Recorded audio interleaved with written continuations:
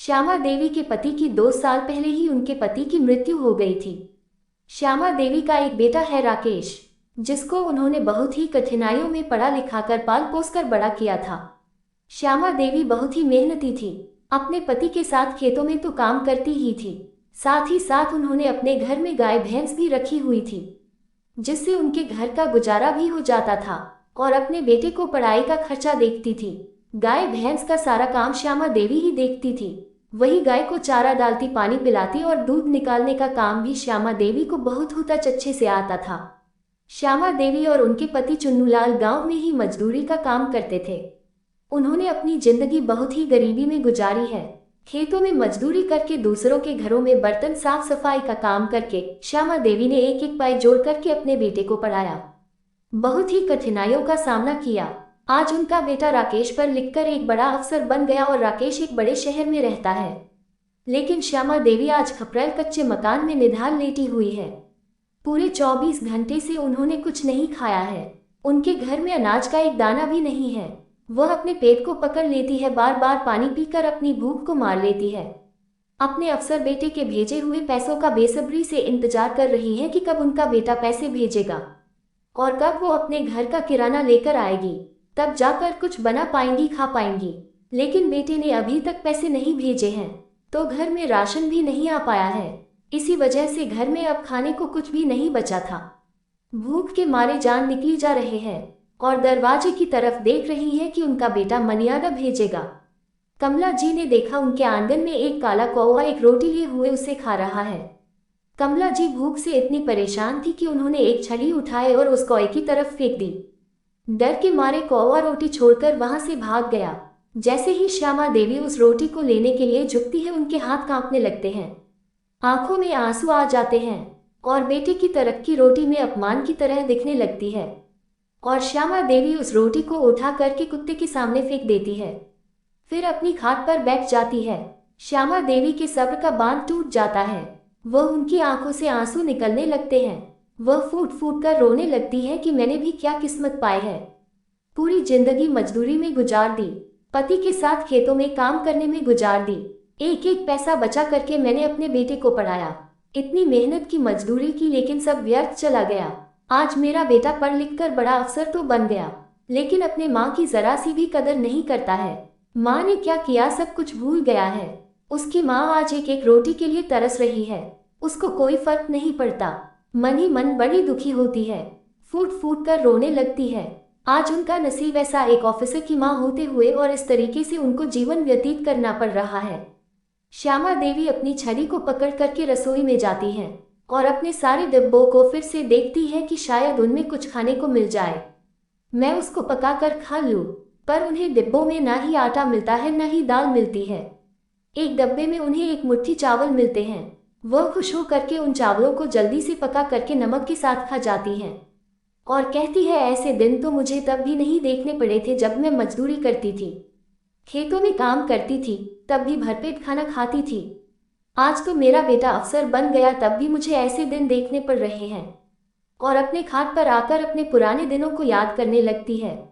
किस तरह बचपन से लेकर अब तक उन्होंने अपना जीवन को गरीबी में काटा है। पति थे तो भी सुख नहीं था। पति के जाने के बाद बेटे ने भी कोई सुख नहीं दिया। पिता के जाने के बाद राकेश अपनी मां को अपने साथ शहर लेकर के आ गया था। शहर में उसने अपनी पसंद की एक लड़की से शादी कर ली थी। जब राकेश को पहली तनख्वाह मिली थी तो उसने अपनी मां के हाथों में आकर के रखी थी और मां से कहा था, ये लो मां, यह मेरी पहली तनख्वाह है, आप इसको रखो। मां इतने सारे पैसे देख करके फूली नहीं समा रही थी, क्योंकि श्यामा देवी ने आज तक इतने सारे पैसे इकट्ठे नहीं देखे थे। अपने बेटे की 40,000 सैलरी अपने हाथों में लेकर के उनके हाथ कांप रहे थे। वह अपने बेटे से कहती है, बेटा तू बहुत खुश रहे, खूब तरक्की कर, जिंदगी में खूब इसी तरह से आगे बढ़। मैं इतने पैसों का क्या करूंगी, जा बहू को दे दे, वह रख लेगी इन सारे पैसों को। तब तक बहू रसोई से बाहर निकल के आती है और देखती है कि राकेश तनख्वाह के सारे पैसे बुढ़िया को दे रहा है, तो बहू घर में बवाल काट देती है और कहती है, तुमने अपनी तनख्वाह के पैसे उसको क्यों दिए, मुझे देने चाहिए थे। राकेश अपनी पत्नी से कहता है कि अरे मेरी माँ ने मुझे इतनी मुश्किल से पढ़ाया लिखाया है, कितनी मुश्किलों का सामना किया है और आज मैंने पहली बार इतने सारे पैसे कमाए हैं, तो इन पर माँ का हक बनता है। और माँ ने वह पैसे वापस कर दिए हैं। और तुम तो कल ही आई हो, तुमने इन पैसों के कमाने में क्या मेहनत की है।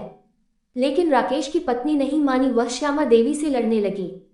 घर में कलह देख कर के राकेश भी कुछ नहीं कहता है और श्यामा देवी तनख्वाह के 40,000 अपनी बहू को दे देती है और कहती है, लो बेटा तुम ही रख लो, मैं बुढ़िया इतने सारे पैसों को लेकर के क्या करूंगी, मुझे पैसों की जरूरत नहीं है। बहू उन पैसों को ले जाकर के अलमारी में रख देती है। दूसरे दिन राकेश को कोई काम होता है, वह अपनी पत्नी कांता से वह पैसे मांगता है। कांता पैसे लेकर के आती है, उसमें 30,000 ही निकलते हैं। राकेश पूछता है, अरे ये तो 30,000 ही है, मैंने कल 40,000 दिए थे, 10,000 कहाँ है। कांता कहती है, मैंने तो अलमारी में रखे ही थे सारे पैसे, पता नहीं कहाँ गए, किसी ने चोरी तो नहीं कर लिए। जाओ माँ जी का कमरा तलाश करो, शायद उन्होंने चोरी कर लिए होंगे। मैंने कल इनके हाथों से पैसे ले लिए थे, इसीलिए उन्होंने चोरी कर लिए हैं। श्यामा देवी खड़ी खड़ी सोच रही है, बहू ने इतना बड़ा इल्जाम लगा दिया, एक बार भी नहीं सोचा कि क्या बोल रही है। अरे जिस माँ ने एक एक पाई जोड़ करके अपने बेटे को पढ़ाया है, मेहनत मजदूरी की है, कभी चोरी नहीं की, क्या वह अपने ही घर में चोरी करेगी। अब मुझे अब चोर बनाया जा रहा है। कांता कहती है, अपनी माँ को पैसे देते समय तुमने ध्यान नहीं दिया होगा, जब उन्होंने पैसे वापस किए होंगे तो 3 ही गड्डियाँ वापस की होंगी, एक गड्डी शायद उन्होंने अपने पास ही रख ली होगी। तुम एक बार उनका कमरा और उनका सामान चेक करो। राकेश कहता है, कांता मुझे अच्छी तरह से याद है, मैं 10,000 की 4 गड्डियाँ लाया था और मैंने तुम्हें 4 गड्डियाँ दी थी, लेकिन उसमें सिर्फ 3 ही है। अब ये बात सुनकर के बहू चिढ़ जाती है और कहती है कि जो पूछना है अपनी माँ से पूछो, सबसे पहले माँ को दिया था, वही जाने पैसे कहाँ हैं। अब ये सारी बातें होती है, माँ कहती है, बहू मैंने अपनी पूरी जिंदगी मेहनत मजदूरी की है, लेकिन कभी चोरी नहीं की है, और मैं अपनी ही बेटे की चोरी करूंगी, कैसी बातें कर रही हो बेटा। श्यामा देवी अपने बहू के इतने बड़े इल्जाम से तड़प जाती हैं, उन्हें इतना अपमान महसूस होता है जिसको वो सहन नहीं कर पाती है कि अभी के अभी धरती फट जाए और वह उसमें समा जाए। अब इस बात से आहत होकर श्यामा देवी ने अपने बेटे का घर छोड़ने का और अपने गांव के घर में जाकर रहने का फैसला किया। इस बात से आहत होकर कमला जी ने 2 दिनों तक कुछ खाया पिया नहीं और अकेले कमरे में बैठकर रोती रही। अब श्यामा देवी को अपने बेटे के घर में एक दिन काटना भी भारी लग रहा था। वह रात भर उस कमरे में बैठी बैठी रोती रही, ना ही वह सोई और ना ही उन्होंने कुछ खाया पिया, सिर्फ और सिर्फ अपने पति को याद करती रही कि देखो आज बहू ने मेरे ऊपर कितना बड़ा इल्जाम लगाया है और मेरे बेटे ने एक बार भी आकर मुझसे नहीं कहा कि माँ तूने ऐसा नहीं किया है। अरे खाना खाकर दोनों कमरे में सोने चले गए, मुझे खाने तक के लिए नहीं पूछा है। बेटा ये कहने नहीं आया कि मुझे यकीन है माँ पैसे तुम नहीं ले सकती, और अपनी पत्नी द्वारा कही गई बातों को सुनकर चला जाता है। सुबह ही राकेश ने अपनी माँ से पूछा कि माँ तुम गांव जाना चाहती हो, तो माँ ने, बेटे और बहू में कोई खटास ना हो, मेरी वजह से दोनों झगड़ा ना करे, घर में शांति रहे और उनकी वजह से कलेश ना हो, इस वजह से माँ ने हाँ में सर हिला दिया। बेटा अपने माँ को गांव छोड़ने की तैयारी करता है और लेकर चला जाता है। गांव में बेटे के आने से सभी लोग उसका आवभगत करते हैं, उसकी माँ को मान सम्मान देते हैं, खिलाते हैं पिलाते हैं, पुराना घर द्वार साफ करते हैं जो कि कच्चे का था। अब वह बेटा अपनी माँ को 2,000 रू देकर उनके पैर छूकर कहता है, अब मैं जा रहा हूँ, तुम अपना ख्याल रखना, मैं तुम्हारे खर्च के लिए हर महीने 2,000 भेजता रहूँगा, तुम्हारे लिए इतने पैसे पर्याप्त है। माँ गांव में रहकर तुम्हें करना ही क्या है, बस खाने पीने में खर्च करने हैं, तो 2,000 में तुम्हारा हो जाएगा, और वैसे भी खाने के अलावा तुम्हें कोई खर्च नहीं है, और तुम्हें तो पता है शहर में रहने के बहुत पैसे लगते हैं, कितना खर्चा होता है, हर एक चीज के पैसे देने पड़ते हैं, तो मैं इससे ज्यादा पैसे आपको नहीं भेज सकता हूँ, हर महीने 2,000 भेजता रहूंगा। राकेश अपनी बूढ़ी माँ को 2,000 पकड़ा करके वापस शहर चला जाता है। गांव में उसकी बूढ़ी माँ अकेली रह जाती है।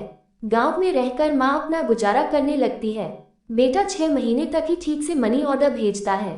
6 महीने तक तो श्यामा देवी को कोई समस्या नहीं होती है। बेटा मनी ऑर्डर भेज देता था, उससे अपने घर के खर्चे का काम चला लेती थी। लेकिन 6 महीने के बाद बेटे ने मनी ऑर्डर भेजना कम कर दिया था। अब वो हर महीने की जगह 2 महीने में एक बार मनी ऑर्डर भेजता था। बेचारी श्यामा देवी का इतनी महंगाई में 1,000 रुपये महीने के हिसाब से खर्चा नहीं चल पाता था। बहुत मुश्किल से वह अपनी दाल रोटी का खर्चा निकाल पाती थी। महीने के आखिरी में तो ये हाल हो जाता था कि श्यामा देवी के हाथ में एक फूटी कौड़ी भी नहीं बचती थी। घर में राशन के सारे डब्बे खाली हो जाते थे, खाने के लिए भी कुछ नहीं बचता था। जैसे तैसे वह पास के ही दुकानदारों से उधार लेकर के काम दुका चलाती। लेकिन उधारी से भी कब तक काम चलेगा? अरे 1 महीने का उधार दे देंगे, उसके बाद तो वह भी पैसा लेंगे। दूध वाले की भी उधर ही हो गई, किराने वाले की भी उधारी हो गई। अब तो श्यामा देवी अगर 1 किलो आटा भी लेने जाती तो उन्हें बहुत शर्माती थी कि क्या बोलकर दुकान वाले से आटा लेंगे, पैसे तो हमारे हाथ में है नहीं, उधारी तो पहले ही है। फिर अगले महीने से उधारी बंद कर देते हैं, क्योंकि अगले महीने भी बेटे का मनी ऑर्डर नहीं आया था और लोग पूछते हैं, माता जी आपके बेटे ने मनी ऑर्डर भेज दिया। आज तो श्यामा देवी को इतनी तेज भूख लगी थी कि उन्होंने कौवे के मुंह से भी रोटी छीनने की कोशिश की थी, लेकिन उनका आत्मसम्मान उन्हें उस रोटी को खाने नहीं देता है और वो उस रोटी को उठा करके फेंक देती हैं।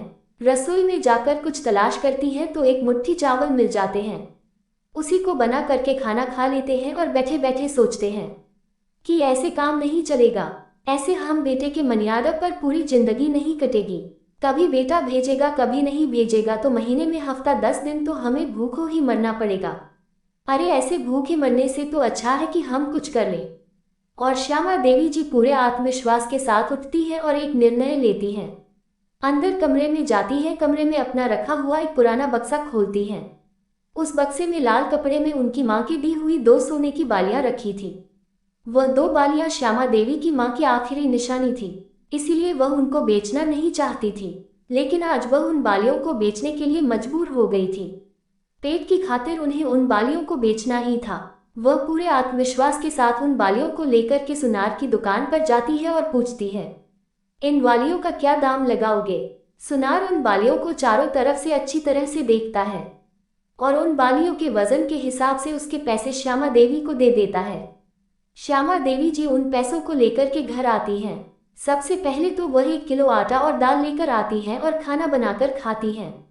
फिर उन पैसों को लेकर के पास के ही गांव में निकल जाती हैं और उधर एक गाय और भैंसों को बेचने वाला आदमी रहता था, उससे वह अपने लिए 2 गाय खरीदती हैं।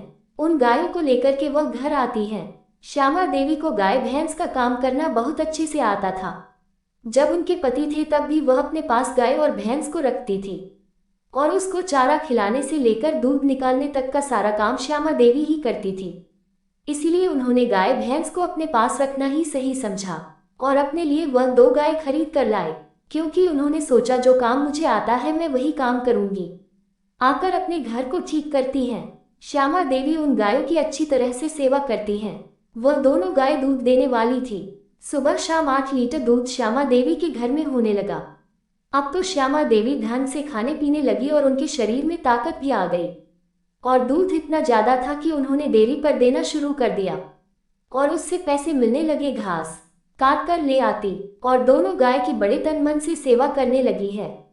2 वक्त का 7 सेर दूध गांव वालों को बेच देती और खुद भी दिन भर का गाय उबला दूध पीकर सो जाती। अब श्यामा देवी के शरीर में भी ताकत थी, हाथ में भी पैसे थे और सबसे बड़ी बात कि उनके पास हिम्मत बहुत ज्यादा थी। उन्होंने अपनी 70 साल की उम्र में भी इतनी ज्यादा हिम्मत दिखाई जो लोग अपनी जवानी में भी नहीं दिखा पाते हैं। वह हिम्मत श्यामा देवी ने अपने बुढ़ापे में दिखाई और हिम्मत के बल पर उन्होंने अपने घर का खर्चा फिर से चलाना शुरू कर दिया। अब तो श्यामा देवी के हर तरह से सुखी थी। खाने पीने के लिए दूध दही की नदियां बह रही थी और वह बहुत खुश थी। वह अपने बेटे के मनी ऑर्डर का अब इंतजार नहीं करती थी और उन्हें अपने बेटे का मनी ऑर्डर चाहिए भी नहीं था। उनके बेटे का मनी ऑर्डर 4 महीने बाद आता है। वह उस मनी ऑर्डर को वापस कर देती है। अब तो पूरे गांव में श्यामा देवी की बहुत तारीफ होने लगी। गांव के सभी लोग उनकी बहुत इज्जत करने लगे थे। चारों तरफ से उनकी तारीफ हो रही थी कि वाह वाह, देखो श्यामा देवी ने इतने बुढ़ापे में भी अपने घर का खर्चा फिर से संभाल लिया, अपने बेटे का मनी ऑर्डर वापस कर दिया। अब तो श्यामा देवी भी गांव के गरीब लोगों की सहायता करने लगी थी। अगर किसी गरीब के घर में बेटी की शादी होती तो वह उसकी भरपूर सहायता करती, दूध दही से लेकर पैसे तक देती थी। सब उनकी बहुत तारीफ करते थे। अगर आपको वीडियो अच्छी लगी तो इस वीडियो को लाइक करके चैनल को सब्सक्राइब कर देना। आपका एक सब्सक्राइब मेरे लिए 1 लाख के बराबर है।